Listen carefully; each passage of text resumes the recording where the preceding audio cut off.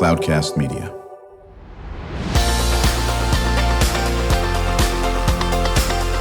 Drew Schlosberg Spotlight on the Community Show, amplifying the voices of social impact organizations, entrepreneurs, local nonprofits, and other community champions who shape the culture, creativity, and connectivity of San Diego. Brought to you by Mission Fed Credit Union, bringing good things to San Diego for over 60 years. Learn more about what is good for you and good for all by visiting www.missionfed.com.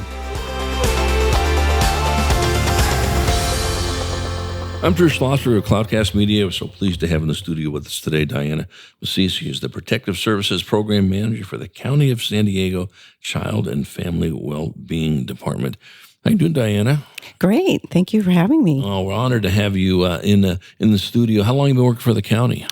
Well, since 1992, I started as a student worker. Oh, really? Yes. Oh, my God. And then where were you a student?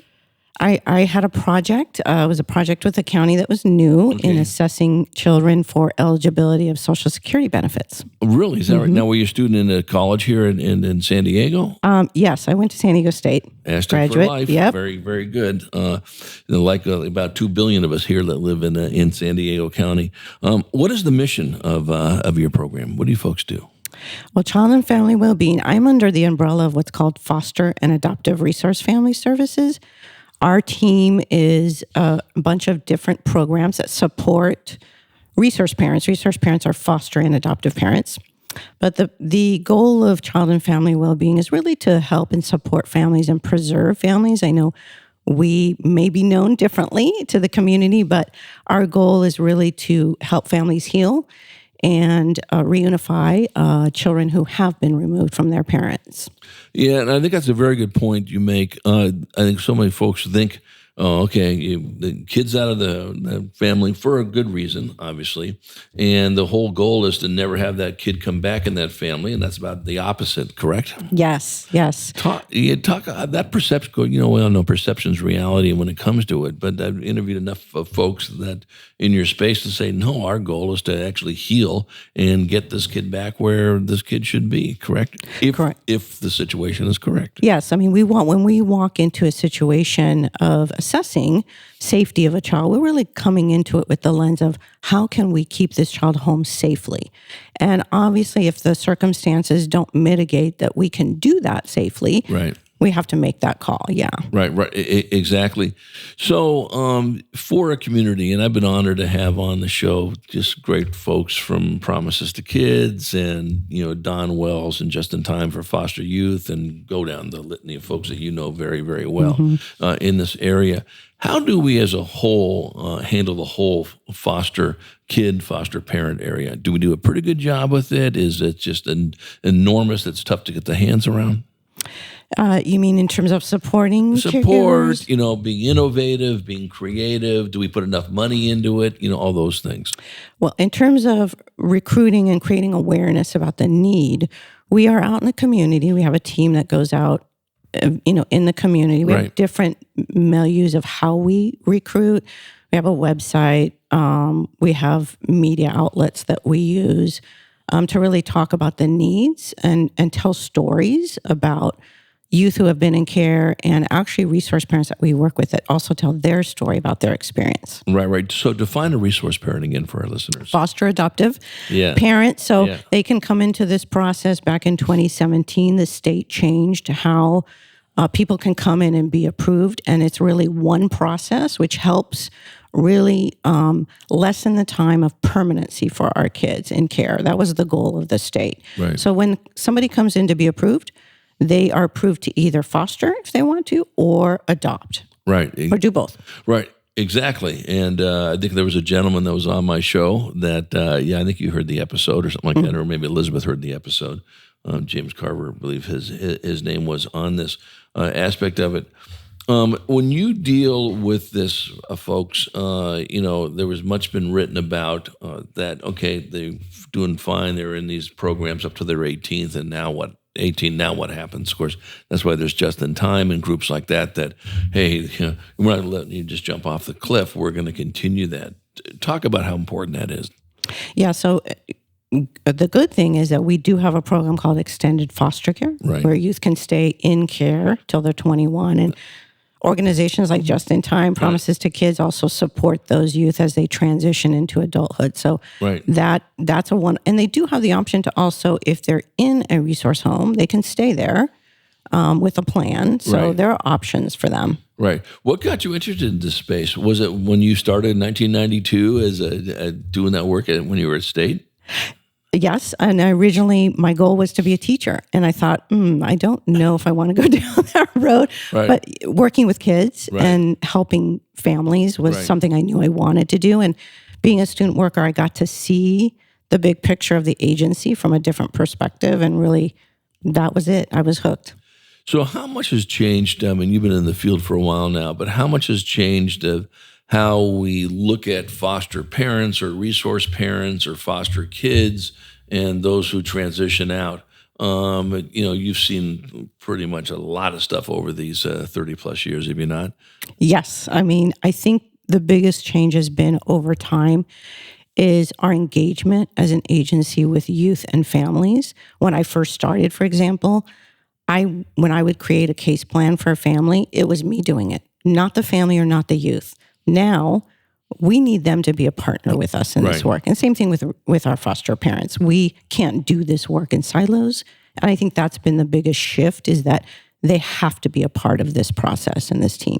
Right. So talk about how that works. Give it like a scenario.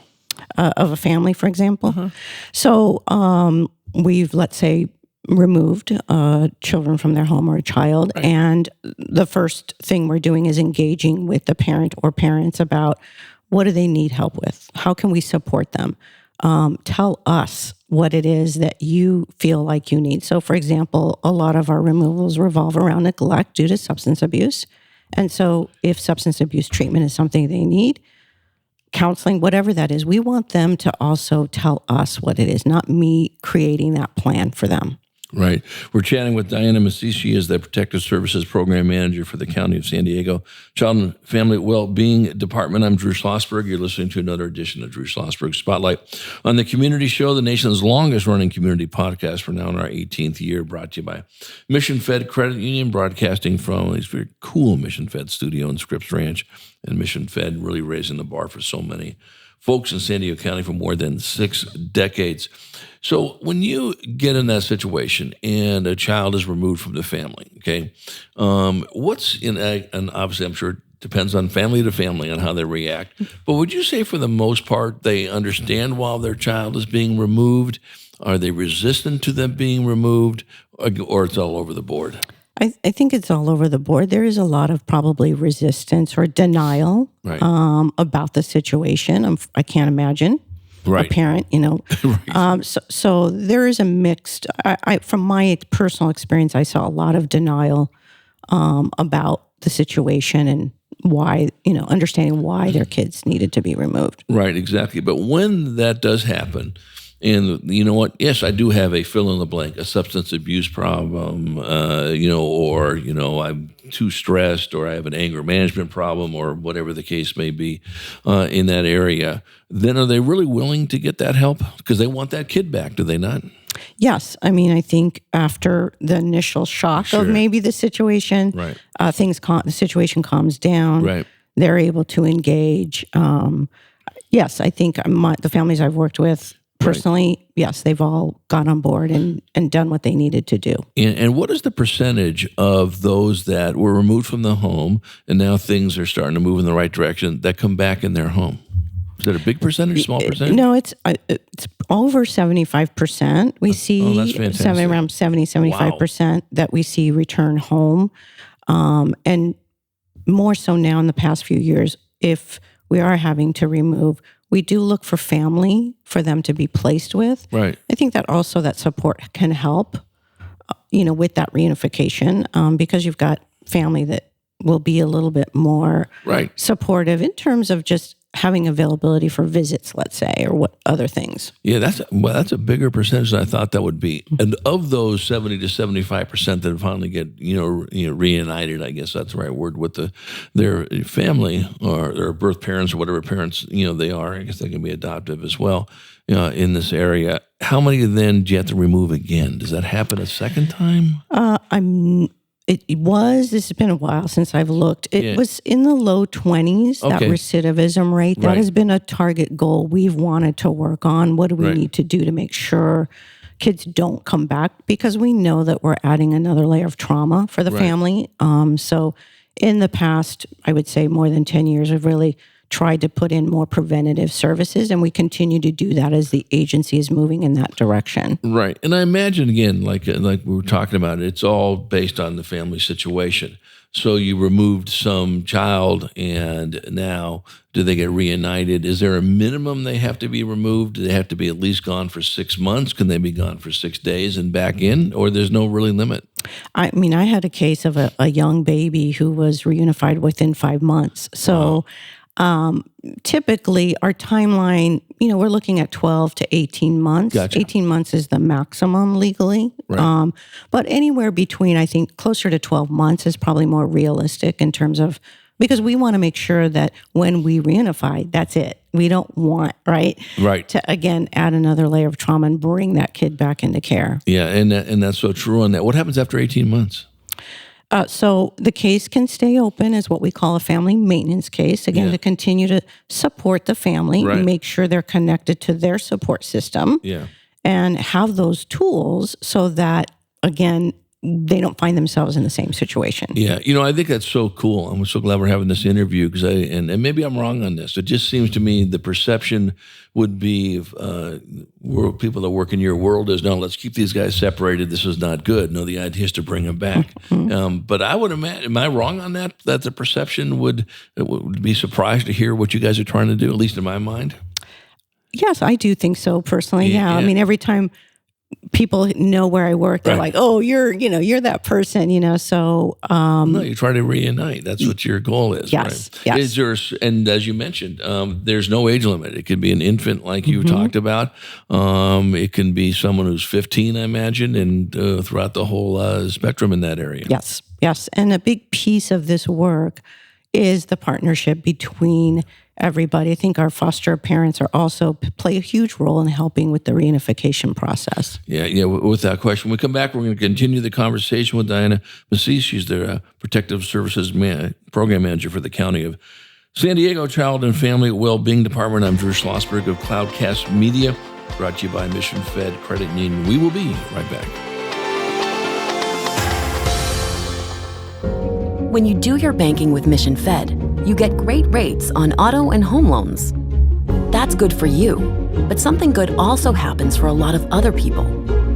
We're not for profit, so we put money back into the community to help lots of great nonprofits to keep San Diego strong. So you're not just getting something good, you're doing something good. Come to Mission Fed. It's banking that's good for all. Brand amplification is the DNA of Cloudcast Media, and our code is the powerful blending of sound, voice, and storytelling to lift local brands and their communities. Whether it is our Brandcast, Schoolcast, or Causecast platforms, the unifying ethos is all about this community, the one you call home. If you dare to dream and want to explore the brand amplification of Cloudcast, a national leader in local podcasting and other Winfluence strategies, please visit us at cloudcast.us.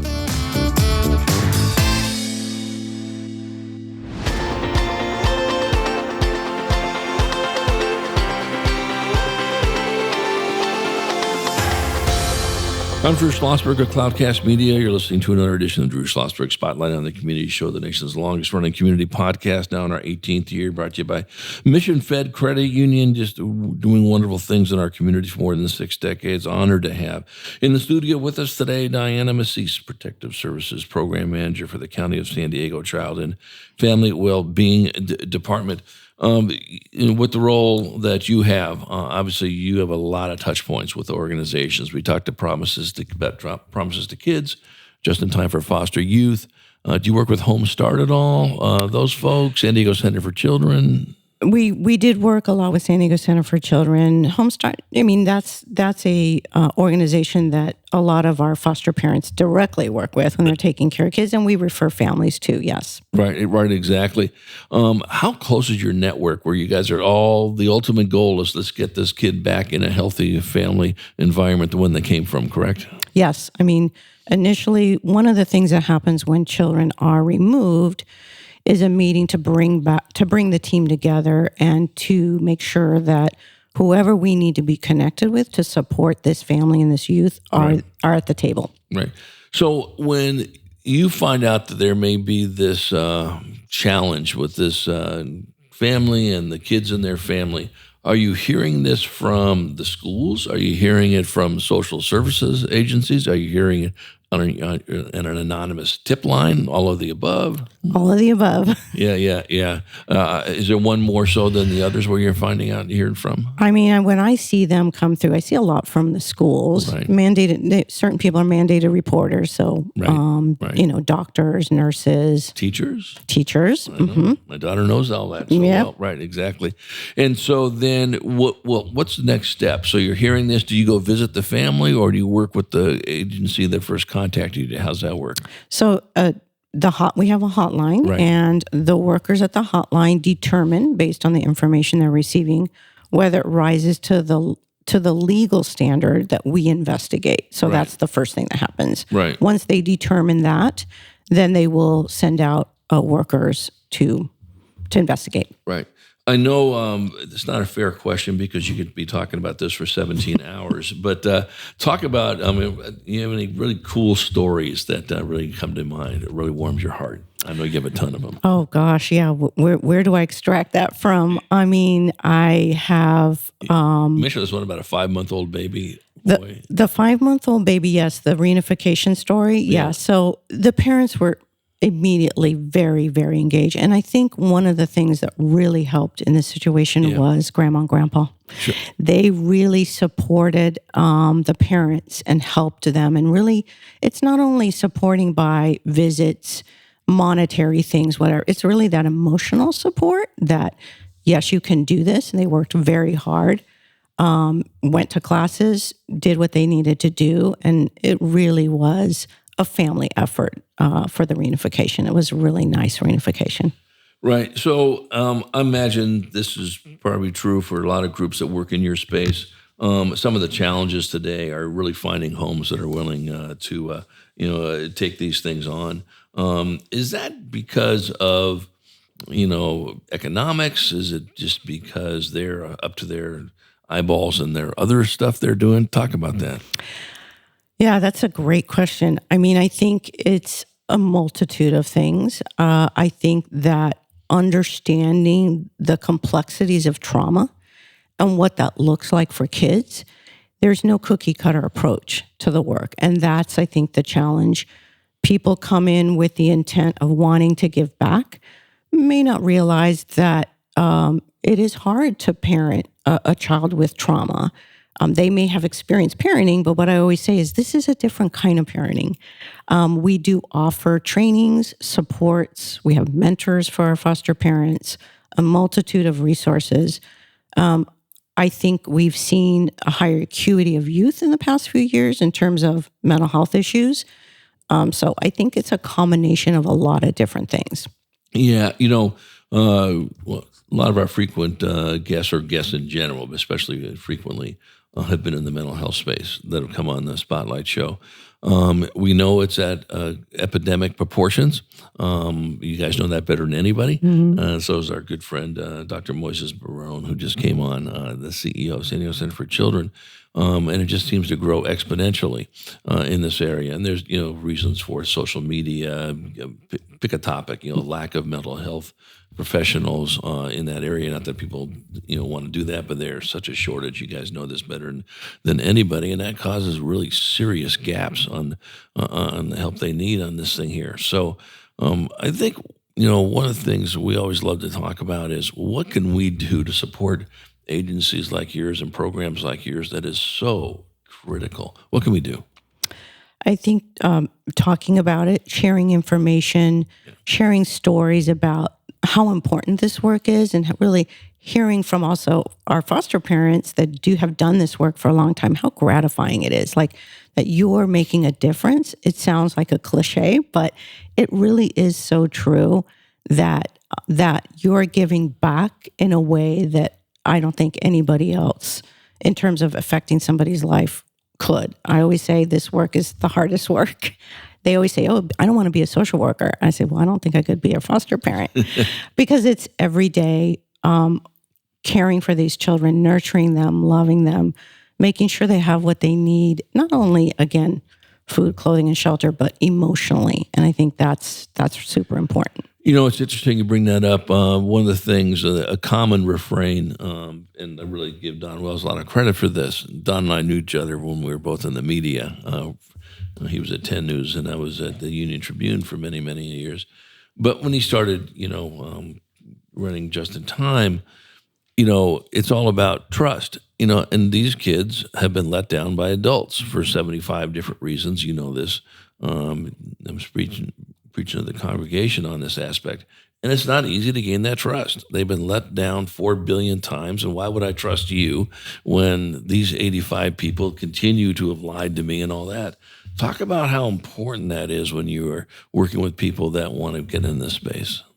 Yeah, so I think we really encourage, we do offer pre-service training, but I think we really want to encourage caregivers to continue to build their skill set by being connected to their foster parent community. We have support groups, but also continuing their, building that skill set by continuing the training. Because again, every experience could be very different. You think, oh, I've got this, and this approach has worked for this kid.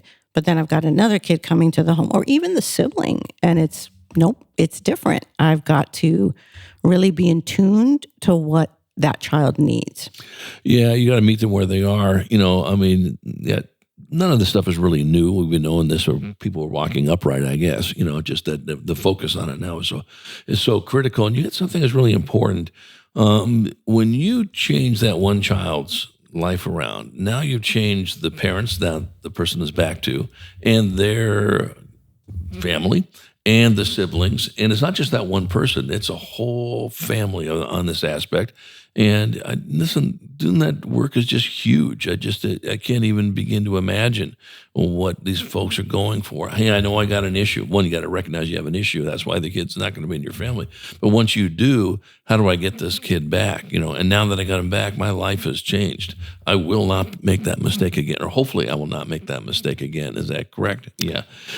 So can our listeners, the best way they want to get engaged with you folks, do they give you ideas of, hey, I think there's a family that could benefit from this? How does that work? They can reach out to us through our website, SD Cares for Kids. There's a bunch of information and phone number to our phone line that people do answer, our workers do answer for questions, because it is a big step. So we definitely want to be out there to support anybody who's got questions. Right, exactly. Are you looking to grow the amount of folks that work in your space? Is there a shortage of Dianas running around in this area? Oh, yes. We're always needing more workers, more resource parents. Right. In terms of the resource parent part, we're really looking out for people who are willing to take our older youth.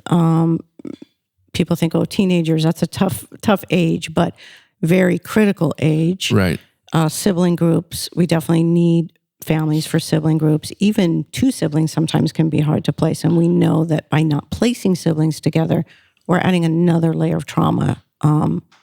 Yeah, I can't imagine on that. So is that on your website? Yes. When you go to and what's the website? SD Cares for Kids, the number 4. Okay. .com. Right. So they could find all these frequently asked questions, or how they can support and all that business. Very, very, very good. Diana, any other final comments? Oh, no, I appreciate you having me here today, and hoping that this information will enlighten people and also motivate them to maybe think about being a resource parent. No, I guarantee you will. There's nothing more important than, and again, here we are talking to somebody who's an expert in this area that really steps up in this space, working with these kids, and equally important, working with the parents as well to get them united. Well, wishing you nothing but, great success moving forward. I always make this offer to the folks we have on the first time without trying to break HIPAA laws and all that business, but sometimes people say that's fine. If you want to bring in, if they're willing to do it, and it's not breaking any privacy laws, sometimes you can't do that, I get it.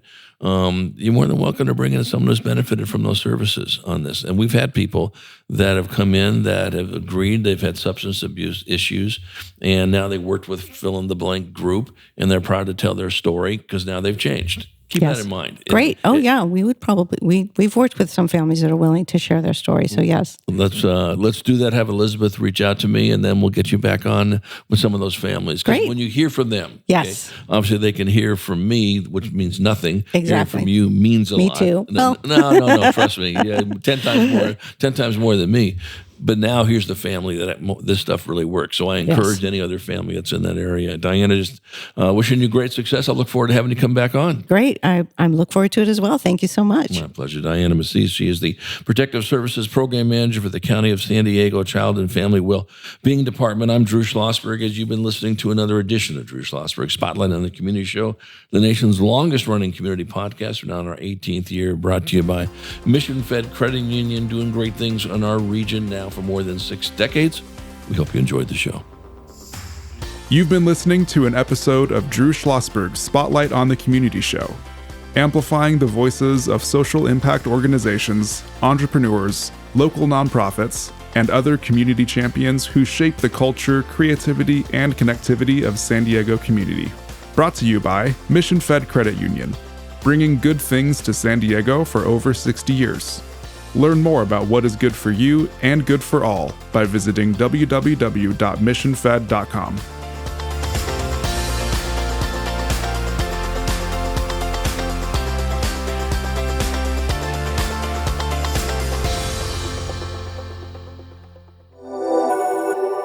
Cloudcast Media.